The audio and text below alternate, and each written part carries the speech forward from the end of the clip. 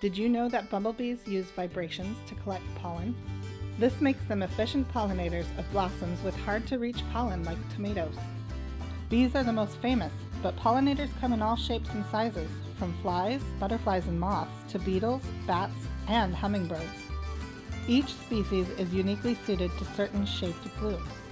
Different species of beetles have their preferences from nick to fennel and help manage pests wherever they go. Butterflies like short flowers, especially ones with landing pads, but bees are often less particular in their choices. Having a variety of flower shapes in your garden is a great way to attract diverse pollinators. Pollinators are essential to our ecosystem. They help plants reproduce and are responsible for 1 out of every 3 bites of food.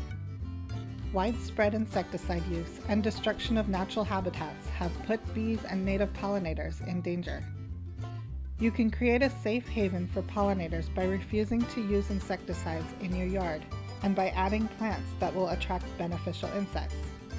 Butterflies need undisturbed places to overwinter, and many of our local bees are solitary and actually live in the ground, not beehives.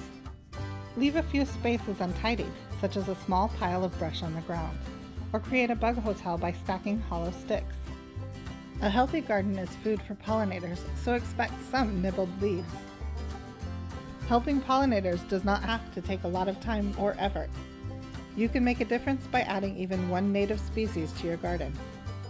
In the Pacific Northwest, this might be vine maple, bigleaf lupin, or low Oregon grape. With a little planning, you can make sure pollinators have plants suited for them in every season. Come visit our pollinator garden at Rainier Beach Urban Farm and Wetlands in Seattle.